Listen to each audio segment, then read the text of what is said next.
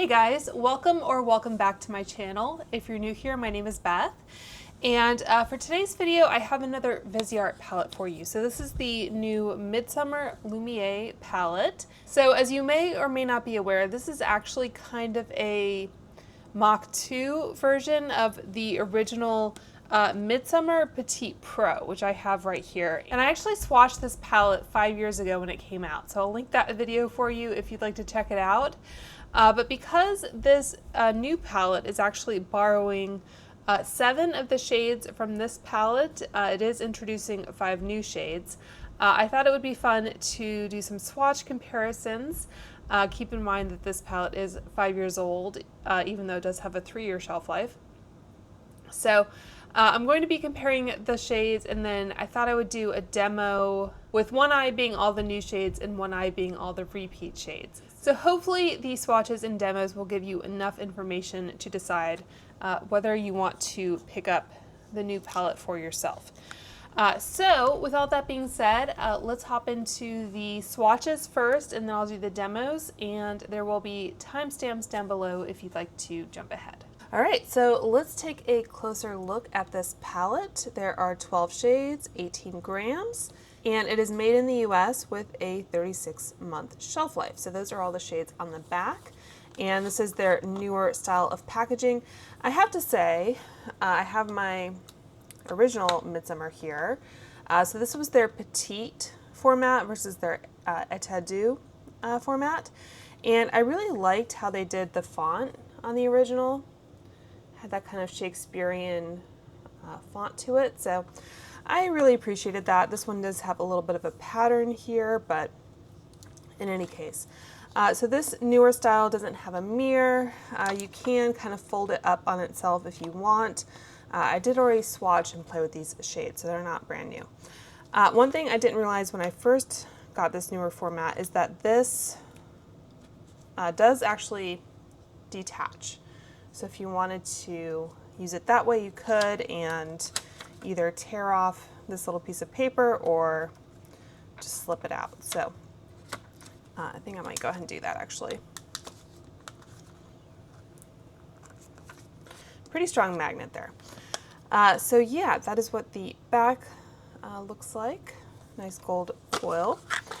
Okay, so let's compare the original here. And I just cut out this piece from the back. I suppose I could, there's a side-by-side of the ingredients. So I'll hold that, and if you want to compare the ingredients, but in any case, I did like how they had the actual shade of the eyeshadow on the back there. I just thought that was a nice touch. Small little mirror. And these are also magnetic and removable. I don't know if they ever sold little empty petite palettes that you could fill for the état doux that they've gone to. They have a few different sizes that I've picked up. So this is the little like petit four size. So you could do a little quad if you wanted to. You could do a custom 12 pan, like so. Or I did pick up the 35 pan palette as well. So you could fill that with several palettes if you wanted to. And these are all the same kind of basic construction, just different sizes. So as I said, this was the original Midsommer. It launched alongside the Solstice palette in, I think, July of 2020. So these shades are now, or these shadows are now 5 years old. But what I thought I would do is point out the repeat shades. We do actually get 5 new shadows in this Midsommer Lumiere. So they took these 7 from the original Midsommer and added 5 to it. They did not include the actual shade Midsommer, which I thought was interesting. So the more kind of colorful, kind of magenta boysenberry shade they chose not to include, which I think is kind of a shame, to be honest. I think it would have added a little bit more interest to this palette and distinguished it a little bit more from some of the other palettes we've been seeing. Because as much as I do like VISEART, I have to say that they have been issuing a lot of similar palettes recently. So one video I do plan to do coming up is to recreate the, this is the Praline Étendue. So this was one of the Black Friday palettes they released last year, and then they re-released this spring. This one is comprised fully of repeated shades. They also released the Lilas Lumiere. Okay, yeah, the Lilas Lumiere. So, very similar kind of embossing there, actually. Yeah, so we're getting different colors, but the actual embossing is the same, which is kind of a shame in my opinion. But yeah, these two here were fully repeat shades. So there are some subtle differences for sure, but if you saw this color story on its own without any of the VISEART packaging, I think you might be able to guess that it is a VISEART palette because they all look pretty kind of subdued and soft, which yes, works for me. This is the Reveries. Again, same embossing, but different colors. This one is a little bit more purple. So there does seem to be kind of a lot of repeat and not a lot of kind of distinguishing shades. This is the Violet Vespertine. This was their older style packaging. And the thing about VISEART as well is that, as I said, all of these are magnetic. So if you do have a sizable VISEART collection, you can probably like mix and match or just pull out maybe some shades that lean a little bit more neutral, some that lean a little bit more pink, and create a pretty similar color story. They also sell their shadows individually. So this one is the Cool Mattes Sand. So if there were just one or two shades that you thought were really unique or that you needed to kind of complete your collection, you could just pick those up. So anyway, that's kind of my primary complaint, I guess, as far as the color story goes. I get what they were going for. It is a softer, more ethereal color story. It's not going to be the kind of vibrant, like Swedish midsummer that Angelica Nyqvist was talking about. In fact, it's interesting that midsummer, it's spelled E-R. I think midsummer in Sweden is A-R. In English, it's U-R, I think, for Midsummer's Night Dream, or U-M rather. But I looked it up, and a Midsummer's Night Dream in French is something entirely different. It doesn't use the word midsummer, for what it's worth. Okay, so I'm going to start off by swatching the new matte shades. I put a picture up on my Instagram, so you can see that for reference, but basically it's this column and then this shade and that shade are the new ones. So I thought it was interesting that the new mattes they chose to add are more neutral than what they had before. Like these ones, as you can see, lean a little bit like mauvier, I would say. So those are the new mattes. Okay, so we have Mirth is a soft mid-tone brown with a matte finish. And VISEART's recommendations are, it says the soft mid-tone brown shade can be used as an all-over lid color or as a base tone beneath complementary hues. It can also be used to highlight the brow bone and inner corners of the eyes or as a transitional shade in the socket of the eye. Use as a base tone beneath shades Fairy and Perchance for a glistening natural finish. Apply with a brush for your desired level of intensity. So Fairy is this one right here, and Perchance is that one right there. So that little trio. I will say I did apply that on my eyes, and it comes off a little bit more intense, I think, when applied than it looks like in the pan. So that is a type of shade that I would sometimes reach for to put all over the lid kind of as a base color. I found that it gave me a little bit more color payoff than I wanted though, so I ended up going down to eglantine. So I'll just note that. The next one we have is Perchance. So this one is a medium brown with a matte finish. And they say it can be used as an all-over lid color, as a transitional shade to build out the crease and socket, as a soft liner, or as a base tone beneath complementary tones for increased depth and saturation. It can also be used in brows on medium to deep complexions. Apply with a brush for your desired level of intensity. And I know they do have like dedicated kind of brow palettes now. So that is Perchance. And the last new matte is called Hawthorne. That is a cool toned brown with a matte finish. So this one, they say, can be used to create depth and dimension in the crease, socket, and lash line. Build up the color in the outer corners of the eyes for a boldly pigmented finish, or use a mixing medium and liner brush for a graphic finish. And a mixing medium, if you don't know, I have it over here. This is the kind of OG mixing medium, the Maron. I think this is what Pat McGrath sold in her initial kits that she launched to use with her pigment. And you can find that like on Amazon or probably most beauty supply stores. Pairs perfectly with Potion and Changeling for a richly pigmented duochromatic look. Use a brush for your desired level of intensity. So Potion is this one right next to it, and Changeling is that one. So it would be this little corner trio is what they're talking about. So that is the additional 3 mattes they included, and as you can see, they're pretty neutral. The top 2 lean slightly warmer maybe, but all in all, those are the 3 new matte shades. So next we have the shade Orbs, this one right here. So this one is a little confusing because they say this is a second skin nude topper with reflectivity.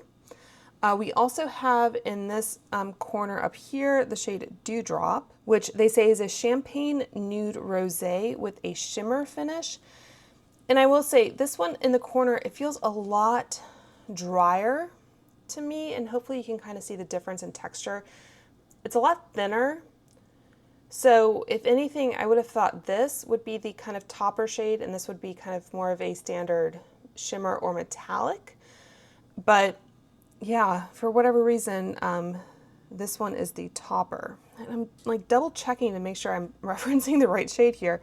But it says this sheer second skin nude can be swept across the lids for a soft veil of light or layered over any shade in the palette to enhance luminosity. Use it to highlight the brow bone, inner corners of the eyes, cheekbones, or bridge of the nose for a subtle glow. For a radiant multidimensional finish, layer over Mirth, this one right here, and Perchance, which is this one right here, so this whole column, to amplify their brilliance with a touch of shimmer. Apply with a brush for your desired level of intensity. Can also be used as a liner or mixed with gloss for a luminous finish. So that's really interesting. So yeah, that one is Orbs, and like if anything, that is like the most kind of opaque metallic shade in the palette. So I'm not really sure what happened there with their descriptions. Going to Dewdrop again, and when I first watched this, I was kind of taken aback, I guess. This one is the Champagne Nude Rosé with a shimmer finish. They say it can be used as an all-over lid color or along the high points of the face as a highlighter on all complexions. Apply to the inner corners of the eyes for, there's some typo there, or on top of complementary hues in the center of the lid for an eye-catching effect. Combine the shade with a mixing medium for a foiled effect.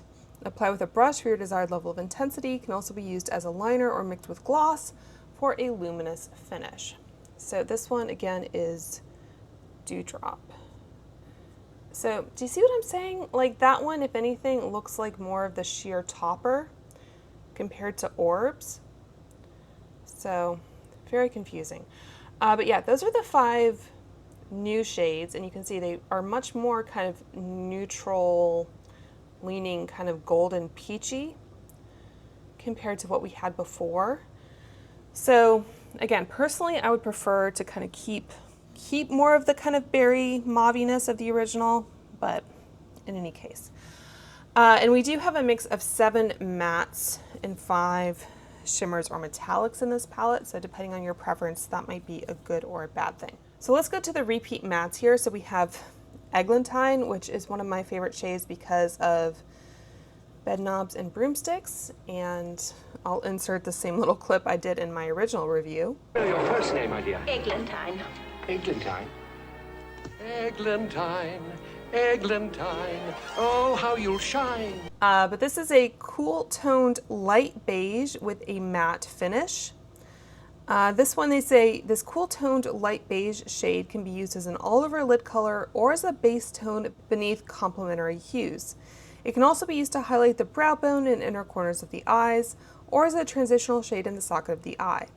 Used as a base tone beneath shades Dewdrop, which is, again, that one we just swatched, and Fairy, which is this one, for a luminous shimmering glow. Apply with a brush for your desired level of intensity. So that's Eglantine, and I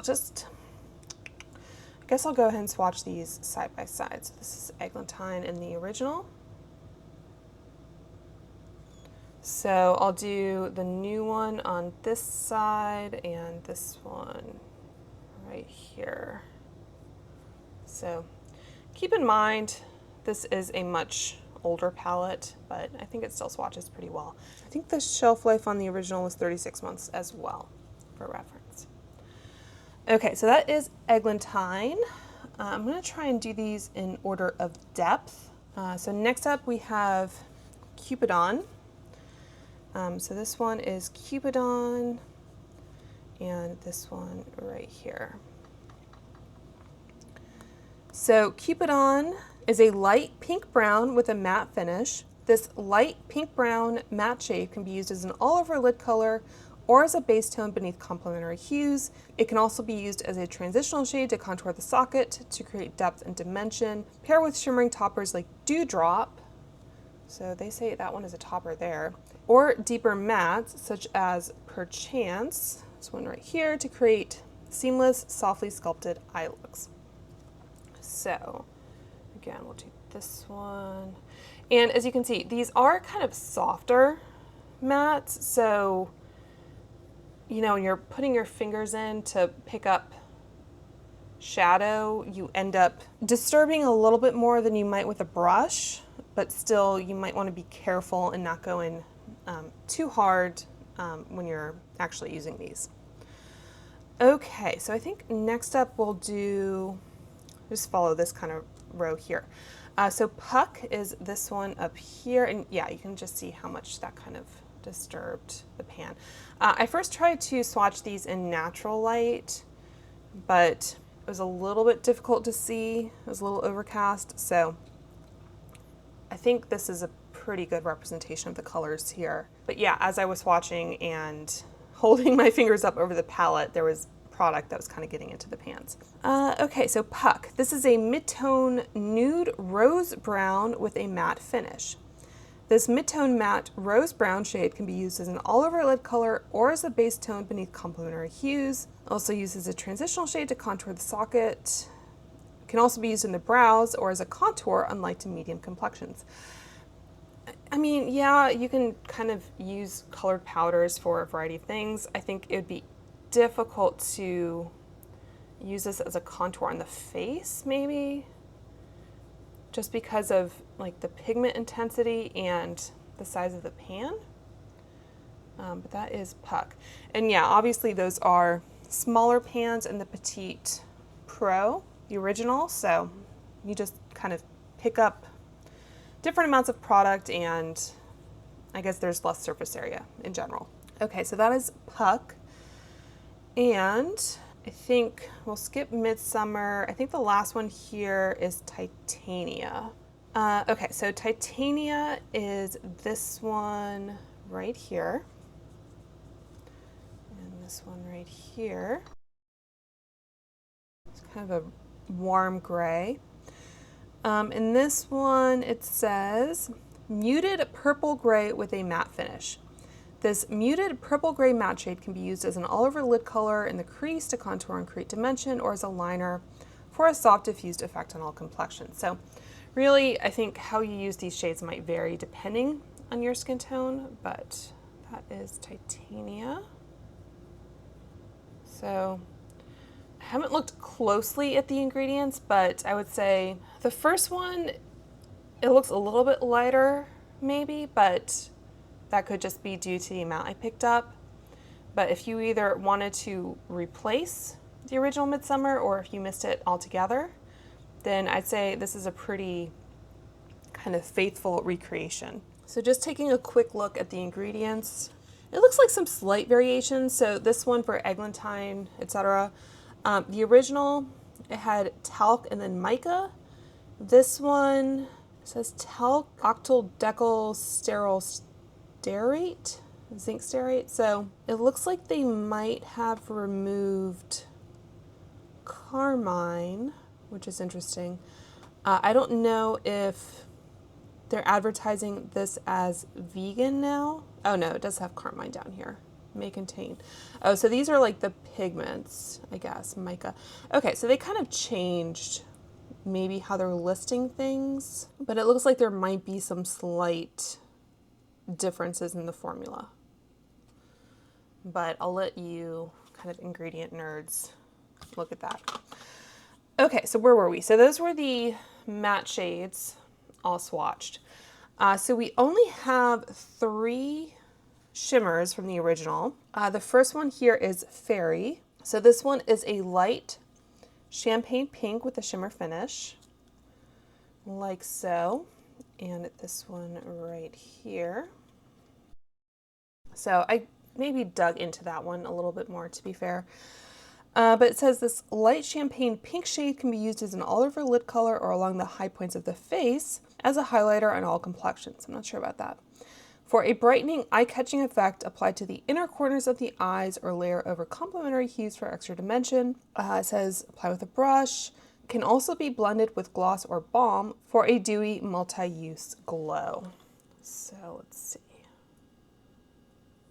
Yeah, you can see that one's a little bit thicker there. And that one, that feels a little thin by comparison, but again, it's an older palette.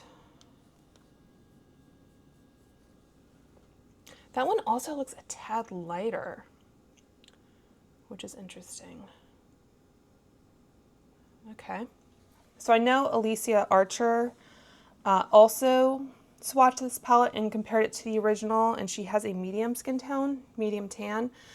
So if you'd like to see these shades on a deeper skin tone, you can check her video out. All right, I guess we'll do Potion next. So it's this one down here. And this one is really more of a matte with shimmer, like a sequin shade. So these shades don't always do the most for me. You can almost treat them as kind of a matte. So hopefully you can see that. So Potion is a muted burgundy with gold pink reflectivity. It says you use it as an all-over lid color, layered over top complementary shades, or on its own as a natural, softly shimmering effect on all complexions. Can also be used in the crease to define the socket, as a liner, or paired with other shades to build depth and create a smoldering, multi-dimensional eye look. So I think the last VISEART video I did for the Cernus, I seem to recall them having kind of more shade combination suggestions, but maybe I'm misremembering. So hopefully you can see the kind of sparkle within those shades. I don't know why I'm losing my voice here. Okay, and the very last one is Changeling, and this is the duochrome. So it's a nude rose with a blue duochrome finish. So, and this one right here. So it's a pretty shade. I don't know if it's the most unique. They say it can be worn alone for a wash of brilliant reflectivity or layer over complementary tones to accentuate its pearlescent dimension. for a high shine foiled effect. Pair with a mixing medium, apply with a brush. So pair with Titania and Fairy. So again, Titania and Fairy. Yeah. So those three. For an ethereal eye look that glimmers with luminosity. So, try and get my arm in frame here. Okay, so that is Changeling. And again, a little bit more vibrant maybe in the newer one. So I think that one is really a formula change. I don't think that one is just like an age issue.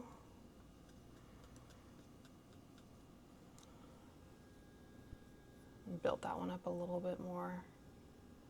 I mean, the color just seems so different. Take a clean finger and, yeah, that one's more of a light pink. So, yeah, that is the palette. Let me try and get it all in frame for you guys. Yeah, so let me know what you think of this color story, and I'll just swatch the Midsommer shade kind of, I don't know, at the top, just so you can maybe see how that changes things. So I'll give you some final thoughts, I guess, after the demo portion, which I haven't filmed yet, but I have used this palette a couple times now, and it creates some pretty looks. I just don't know if it's something you really need to rush out to buy, especially if you already have a sizable VISEART collection.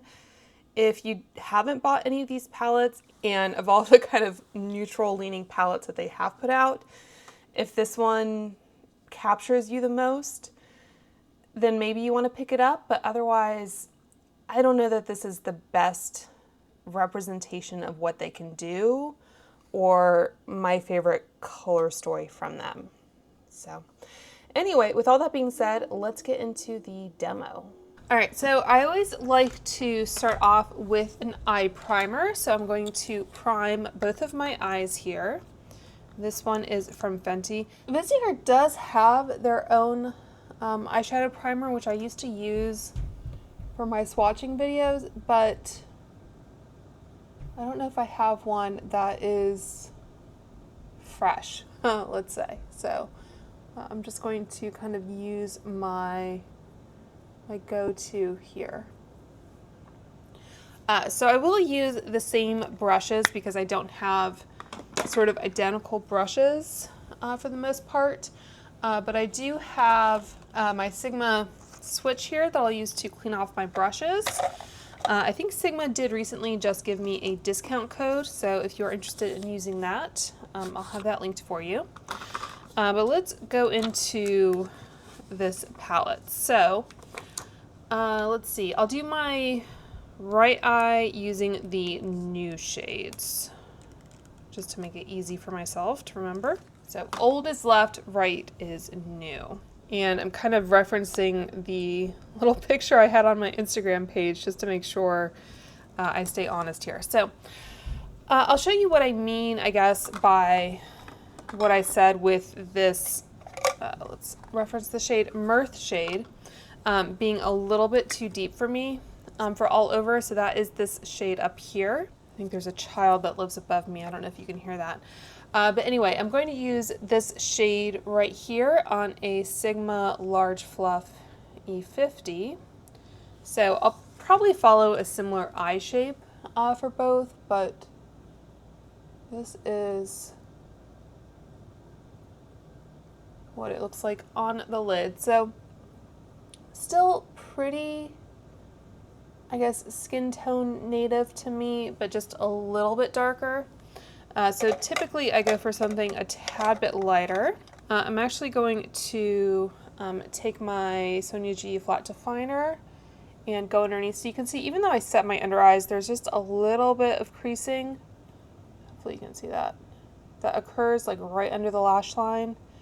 So having this little brush and being able to place some powder there helps to prevent that.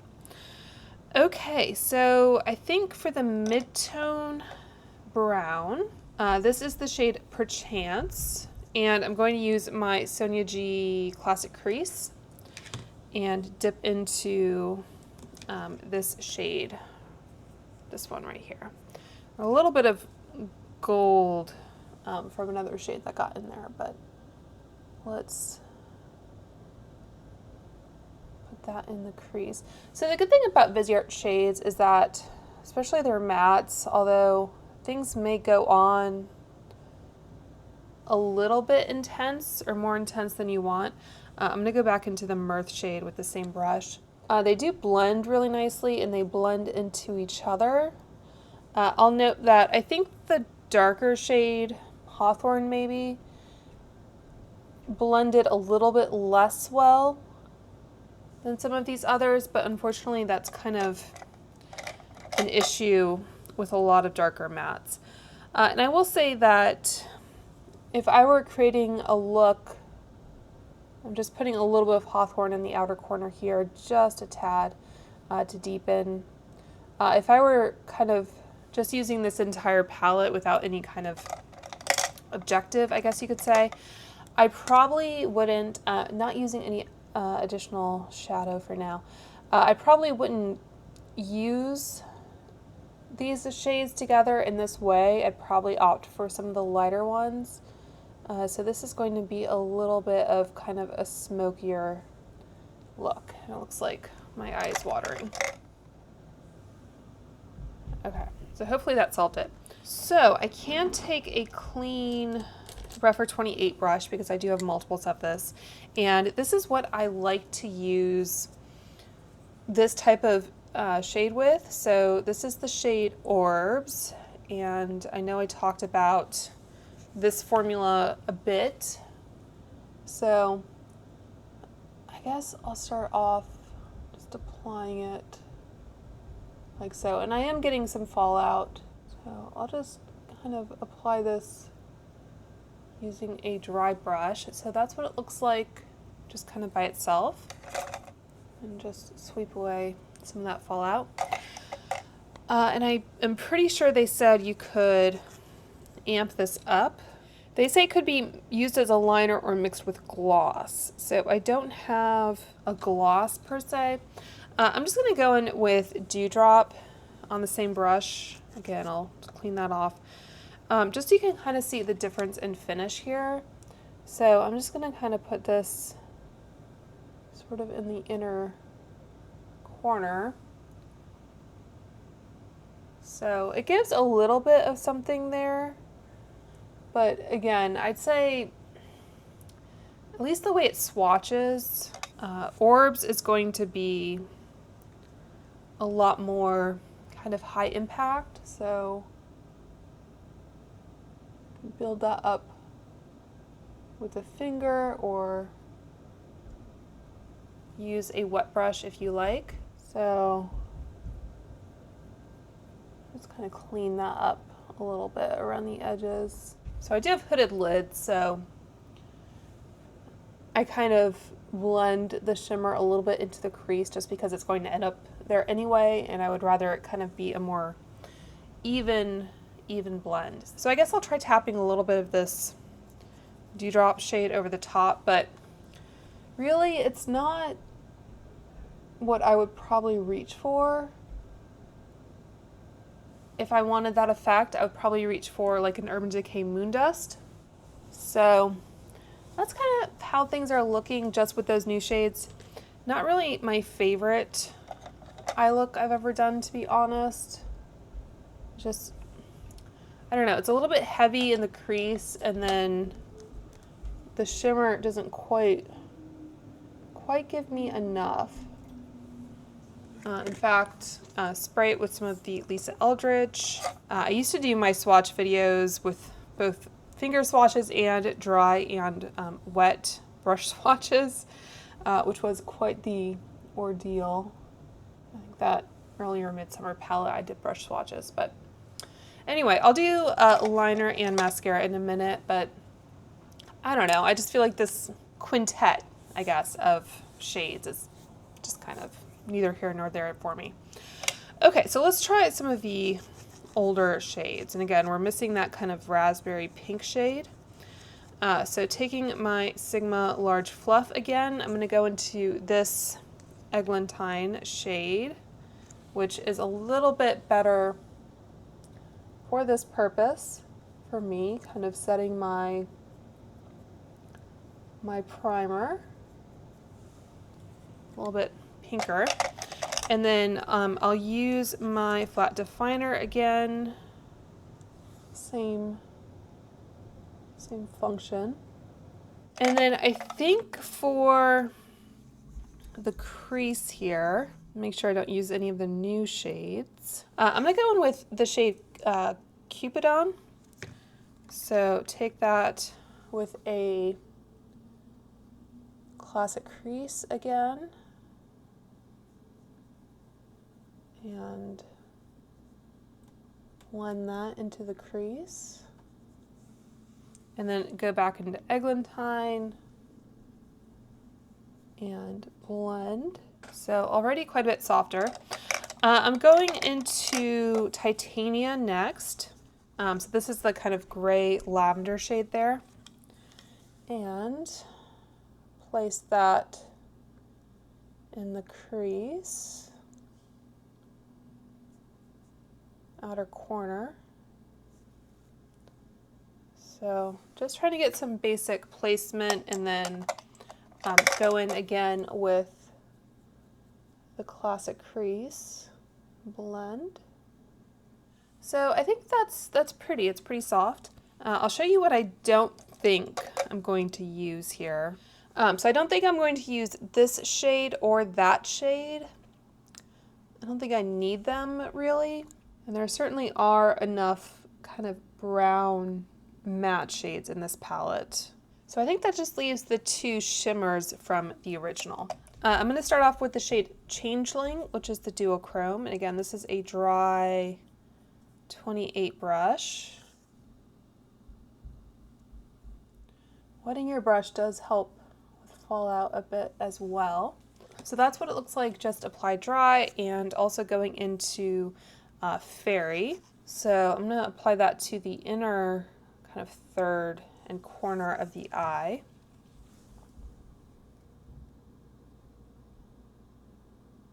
And then again, I'm going to wet my brush. So that helps amp it up a bit, but it's still pretty soft, and just picking up a little bit more of the Fairy shade. So yeah, it's not really wowing me. I mean, traditionally, I'm just picking up more of each one, kind of seeing how much I can build.